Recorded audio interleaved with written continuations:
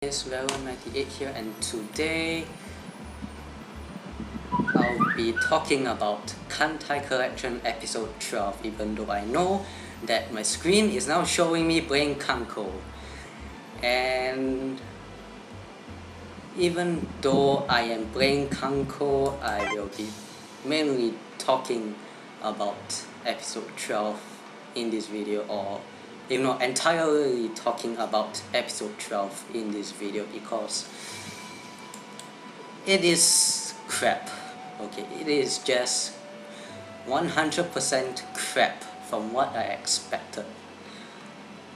I mean, like, the show so far has been good. It has been really good. I really enjoyed it until this part. Until the final episode where they just have to screw up all my feelings to the show. And I'll talk to you why my feelings for this show has been so rudely corroded. But first, let me talk about what's my feelings towards the show so far. Well, I really enjoyed the show, to be honest, because it's somewhat historically accurate, plus with some more inside, and the plot has been quite interesting so far, especially the last episode. Episode 11 was a firecracker, and that is where the problem lies. Episode 12 does not follow up with the intense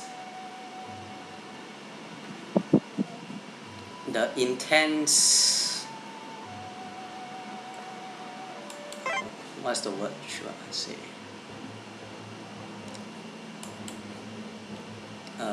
The intensity of episode 11. I mean, like, in episode 11 you can just totally enjoy the show without making much criticism of the episode because it's such well done. But episode 12, oh my gosh, it's awful. It's just awful. I just don't want to talk. And the reason why it's awful is because it just has no suspense. The suspense that came from episode 11 ending, in which Akagi was gonna get bombed, is just disappeared in episode 12. Why? Because script writing. Yup, you heard me, script writing. The plot for episode 12 is so bad I do not want to start talking about it. But I have to, because I don't want you guys to go through the same experience as me watching episode 12. Because this episode just gave me cancer all the way. Except for the ending. The ending, I admit, it was good, and the battle was quite interesting, but the amount of logic that they put inside the episode was appallingly bad. And I'll tell you why. Episode 11 ending. What happened? Akagi was about to get bombed by abyssal planes. In fact, the abyssal planes dropped a bomb on her. But, as usual, IMG-sama, episode 12, no bombs dropped whatsoever. Fubuki comes in like a cow and just obliterates all the abyssal planes. And I'm like staring there, and my face is just full of disbelief of how bad the plot, or should I say the script, was written. Oh my gosh, it's just horrible. And ooh, new ship. Okay, so getting sidetracked. And the rest of it, well, there are other parts of the battle that defies logic, and I'm gonna talk about it. During the battle, the task force managed to somehow make it to the battle in time, which is, well, okay, I accept it. But suddenly Nagato appears from nowhere, magically, and starts bossing all the opponents and effectively destroying them. And I'm like, how the fuck did Nagato manage to get into the battlefield within one episode? Or should I say, about, I guess, 15 minutes, 10 minutes around there. And I'm like, does she have rocket thrusters or rocket engines that can propel her at 200 kilometers per hour to get into the battlefield so quickly? I'm like, and it's just, oh crap, I'm like, getting sidetracked again. And it's just bad. It just defies logic in everything possible. And of course you might say, but there is no logic in anime. Well, there is some logic, even though there is quite little of it, but still some logic, and this totally defies logic. This totally defies logic. And okay, apart from Nagato magically appearing out of nowhere, there is another part which I am totally flabbergasted at. And that is the part. Okay, now I need to go back to episode 11 to tell you the background. Episode 11, ending. Kitakami was about to get hit by torpedoes. And there was an explosion in episode 11, but as usual, ING-sama just likes to mess around with stories, and hence Kitakami escaped with barely any damage at all. And look, Ui's her sister ship, Ui, or did I pronounce it correctly? Ui or whatever, suddenly magically appears and does the most illogical and unbelievable thing anyone can dream of. And I'll show you a picture of it.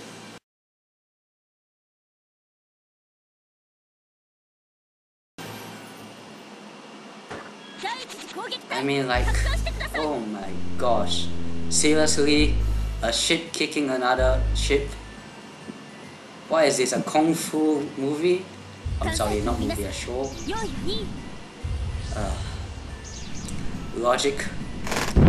Logic, there is no logic in shows, especially in this episode. And now I'm getting trashed by a level 102 Admiral, but getting sidetracked again. Oh gosh, Akagi. Okay, back to the point. And you must be asking right now, why do you keep on... Oh my gosh, I'm feeling Hugan. Sidetracked again. Why do you keep on... Oh no. Getting my ass trashed by a level 102 Admiral. Why do you keep on blabbering about the downs of this episode? Why not about the ups of this episode? Well, I'll get to it in a moment. But before that, this Congo is about to wreck my EA. And yup, wrecked. Congo too strong. Oh gosh. Okay, the good thing about this episode is that, well, the battle is quite good. It is quite good, to be honest. I mean, like, it is, well, you know, the usual happy ending where everybody gets away alive and all the enemies get wrecked. And there goes another point of the illogical aspect in this episode, which I'm gonna talk about it now. And yes, I got charged by his ammo, but come on, I'm level 16. You don't expect me to fight the level 102 admiral and do much damage to him, right? Okay, another aspect of the totally illogical shit that happens in this episode is that, okay, aircraft carrier, episode aircraft carriers plus their ships. Episode 11, they boss around and wrecked Akagi and her task force, a small part of her task force anyway. Episode 12, they stand there doing nothing, never firing a single shell, and just stand there getting hit like a cow and just getting wrecked by the entire task force and practically the entire naval district ships. Logic 0. Okay, and I need to replenish some supplies first. Okay, now where was I? Oh yeah, logic. Logic 0. The scriptwriter just had to screw up at the most suspenseful part possible.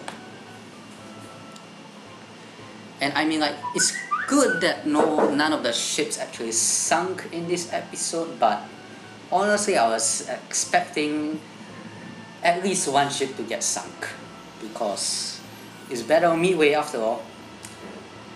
In history, in the Battle Midway, all four of the Imperial Japanese Navy's aircraft carriers get sunk, and in this episode they didn't, which is good, but the circumstances that they didn't get sunk just is just illogical. It just wrecks the mind at the way of how the ships did not sink. And the best part is that they are announcing a second season of the anime, which is, well, I was looking forward to the second season until this episode happened. This episode rattled me Jimmy so hard that I am not looking forward to the next season. You know why? Because of the scriptwriter. He just screws up at all the good parts and all the suspenseful parts and gets it all wrong. That's it, all wrong. Scriptwriter, why are you so silly? Time for another battle. And the ending of this episode is, well, as you know it, it's a happy ending like all animes do. Everybody is happy, go back home, go back to the naval district, sing hallelujah, and just do what they usually do, and practically celebrating a victory and whatnot. So I guess I'll be ending this video here, or wait, never mind. I'll just let this battle go through first.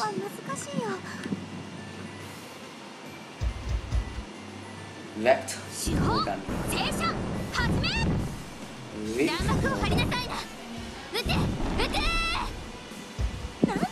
Rip sorry.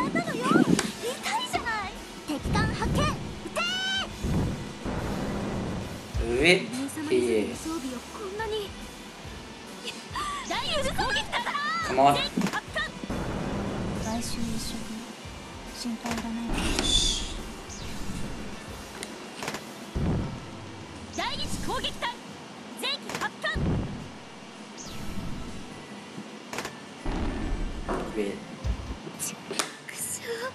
getting wrecked by a lower level enemy.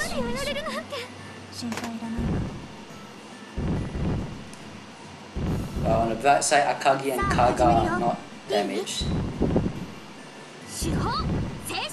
And why do the ships keep on targeting the targets that are already damaged so high and not the full health targets?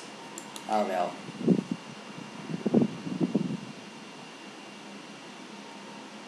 And yep.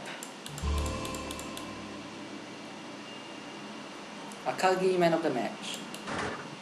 And so I end my episode here. Hope you enjoyed the video, and well, if you do, hit that like button and do subscribe for more videos. I'll be uploading. Well, I don't really have a schedule, but you'll know when I upload. And so I say my salutaries, goodbye folks, and I'll see you next time.